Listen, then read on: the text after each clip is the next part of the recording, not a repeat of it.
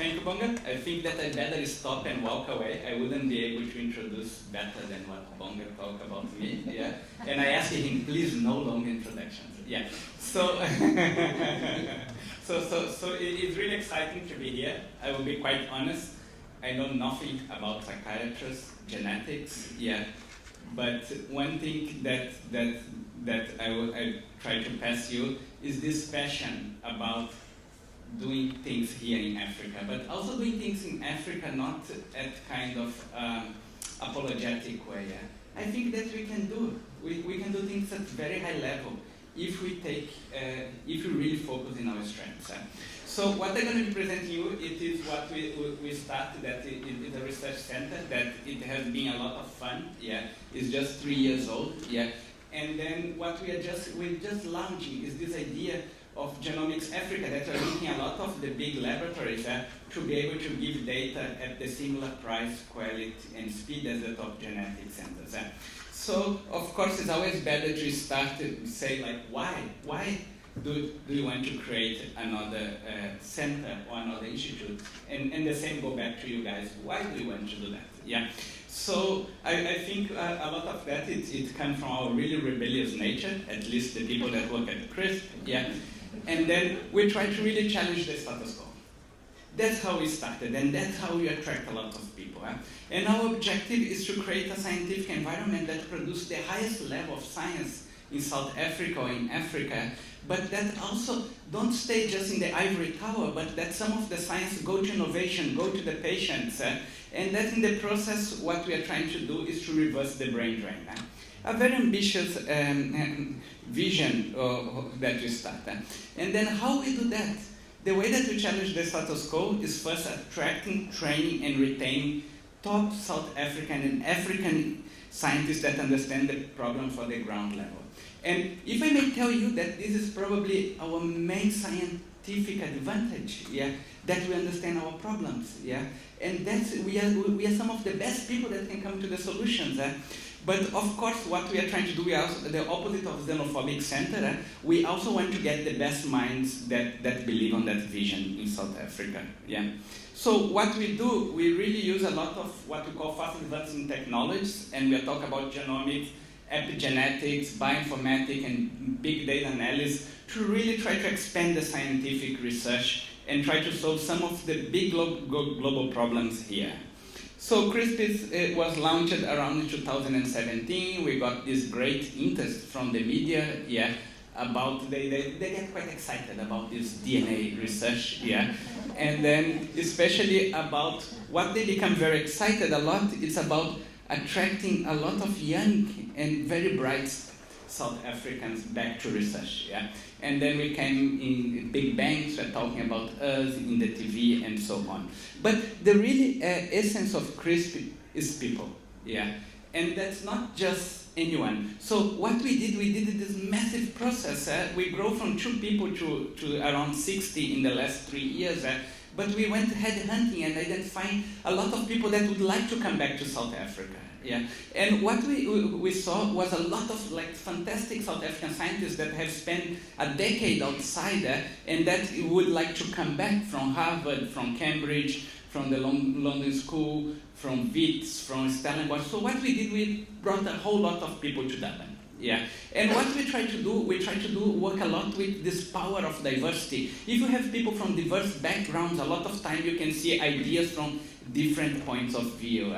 And it's quite fun because here we just attract the South African Israeli that became quite good friends with quite a serious Islamic programmer, fantastic programmer. Yeah. So what we do, and then we brought them, and what we did, let's say, like, instead of bugging around, let's really do science. Yeah. No, because a lot of times when you start a new institute, you all go and you get a building, you equip, and you bring people, and you create hierarchy, and you go to science like a few years later. But we say, like, let's have no hierarchy, and let's just focus on the science in the beginning. Yeah, and we work a lot in this area that we call precision medicine, public health, and translational science. Yeah, it has been quite fun doing the opposite, focus on the science and after the infrastructure. In 2.5 years, we published 120 papers, including 13 of those in Science, Nature, and Lancet journals. Just to see, as you bring a lot of people back, and especially with all the big collaborators, you can really start doing that kind of science here. And I'm not going to go a lot in details, but last year we had a nice year with two of the papers making the front page of Science. And just to put here in things that may interest you. Of course, we work a lot in infectious disease, but we had some major breakthrough. That's the first author. The two first authors are South Africans. They have been in Harvard, and one of them returned back. And then in the first year that returned, he got this very interesting paper. What he identified is that epigenetic mechanisms were really key to understand disease progression in HIV. People have been for 20 years looking at genetic mutations, and he came with a new system that can really explain how expression levels of HLA-A control expression level of HLA-E that then control one killer cell that kill the virus. And now he also identified the region of the genome and what controls that. And I know that in psychiatric genetics, that's a very hot topic, how expression levels and methylations are doing that. We just got a big grant that's quite exciting that we're going to be doing like this whole genome methylations to also understand progression level. And then we also have like a growing work on mental health, and that's something that stays between me and Bonga, thank you God, because like it is this guy called Andrew Tomita. He's a fantastic statistician, a social scientist, and he loves mental health. So he published a number of papers where he mapped like areas of high depression level in South Africa, and he associated that with food insecurity and so on. So that's quite exciting that we have this natural link, how to link both mental health, big data analysis, but also with genetics.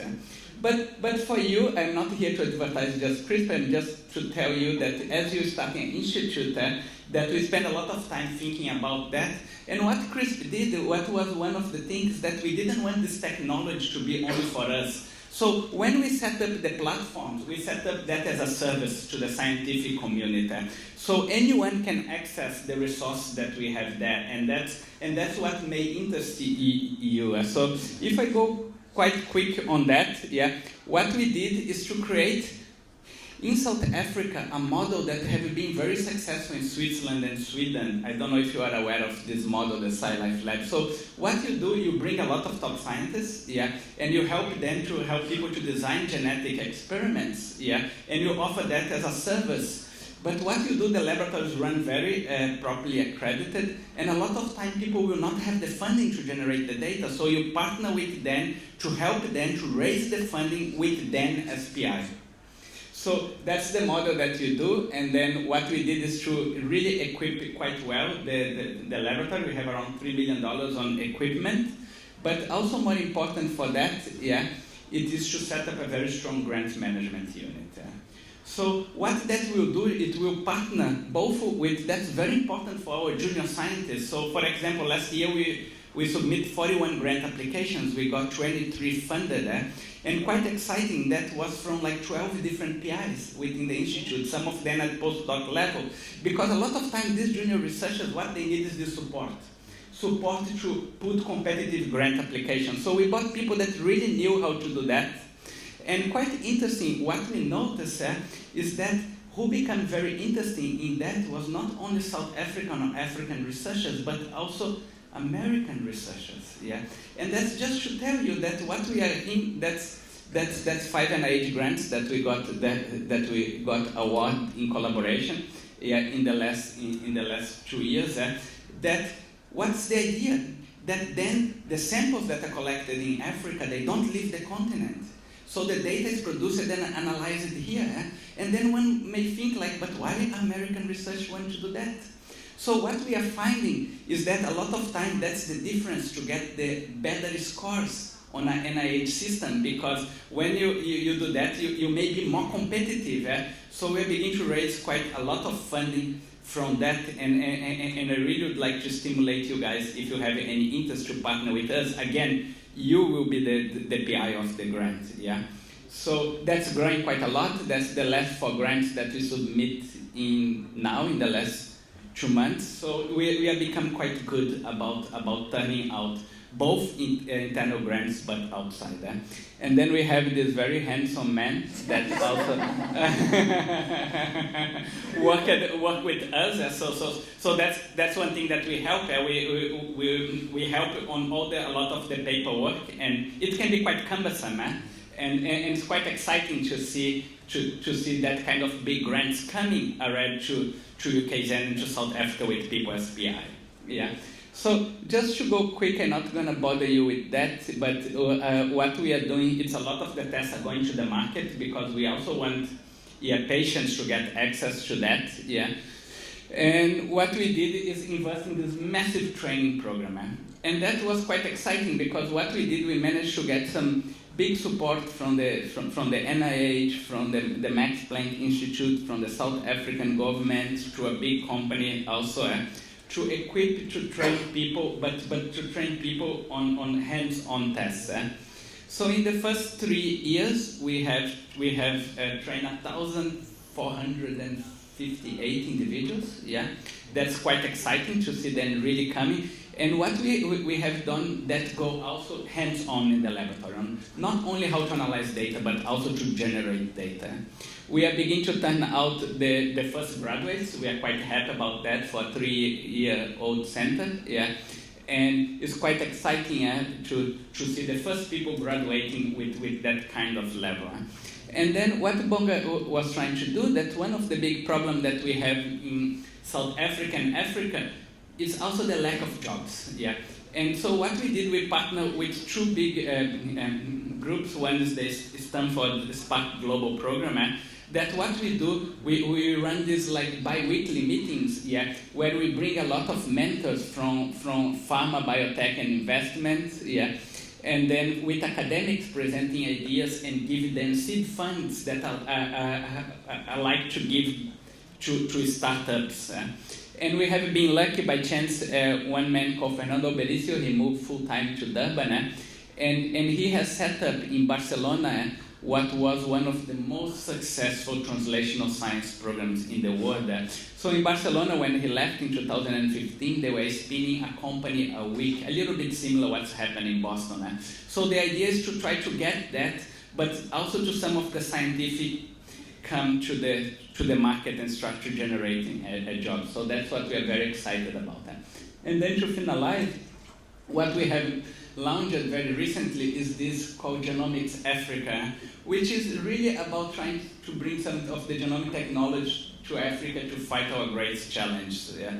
So what we did with that, we managed to get a big investment from the South African government. We call that the Diplomics Network. That's part of the Southern African Research Infrastructure Roadmap.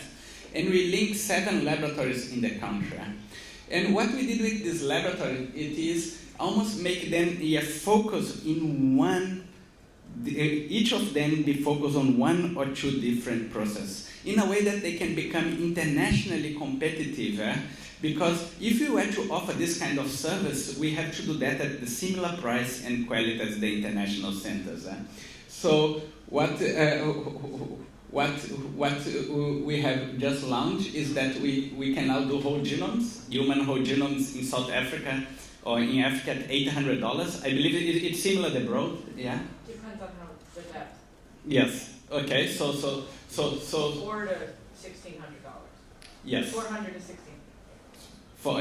So to do that, we brought some of the very big machines from the BGI to South Africa, yeah. And then whole human exomes at $400, we are trying to get to $300, that's the international price, yeah. And then we have collaborated both with H3 Africa, but also with Illumina to come with this African gene chip, yeah, that have 2.5 million SNPs that have been generated for the African population at $8, and then also bring a lot of the industrial Sanger scale machines because a lot of time you need that to validate these needs. So I don't have to tell you that the last speaker told much better than me. That Africans are the most genetically diverse people in the world. They are also the most resilient to populations disease, and we really expect the next breakthrough to come from here. But quite important that if you know the questions to answer, that's where you're going to get the breakthroughs, and that's why this kind of meeting and institute is very important. We are very excited that we already got funded the first big project to do that. So that's from the South African Medical Research Council. She funded us and Oxford University to sequence children's genomes that are naturally protected from HIV. What's exciting about that is that 70% of the samples already have left the African continent and they were in Oxford. And they are shipping the samples back. So all the genomes can be produced and analyzed here. So we are quite excited about, again, challenge the status quo. Instead of sending samples, what about sending back? Here, let's see how to do it. We also come with another crazy idea that may work, may not. We know that one of the subpopulations, especially in Durban, the Indian people, they have these very high levels of disease and heart attack. And so what we have, we are asking them to privately funded research on the main problems. What's very common in the US, this kind of thing, a population fund their own research. So we are also trying to do that. Let's see how that works. And then just to challenge you, maybe our third biggest projects can be with you guys on mental health. So just to conclude, we funded a vision of a genomics and bioinformatics center at UKZN. It's just a few meters from Bonga. It has a research and a service component. It brings a strong network of local, regional, international collaborators. Of course, I may not have mentioned, but our big expertise is on analysis of the data. And we are very excited about what we call this breakthrough, that for the first time we can produce data at similar price and speed and quality in Africa. So, thank you.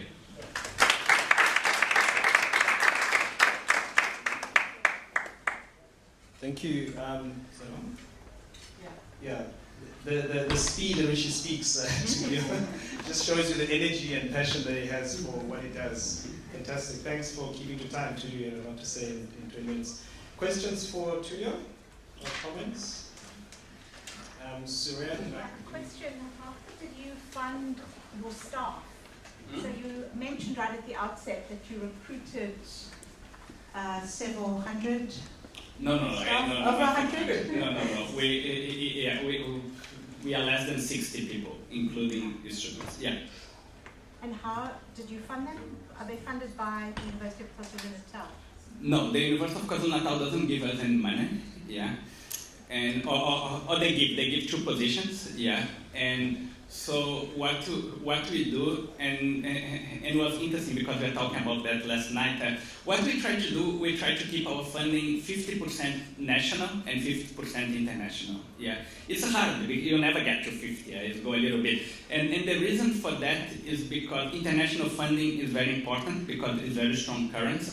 But national funding is very important to deliver in the national agenda. Otherwise, your agenda is kept outside. So at the moment, we have like 28 different grants that are alive, and that is around like 14 funding agents.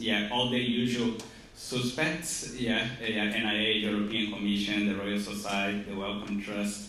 But also a lot from South Africa. From South Africa, we have the South African Medical Research Council, we have the Technology Innovation Agents, we have the NRF, and we have the Polymath Foundation. So it's a basket of funding. Okay, so they're mostly self-funded, they're not tenured staff. We have so that's what the only thing that I ask the university. I say that if I identify fantastic people, would they consider for tenure positions? So at the moment, I have tenure positions, and then we have Beatrice, also a tenure position. We have Andrew in a kind of a position that can be kind of 3 years, but renewed. Veron was in one, but he got one of the Royal Society fellowships. So that's what it is. So quite important, just to let you know. the laboratory starts to generate quite a lot of income, and that's income that go back, and that's what is really our sustainability plan. Yeah.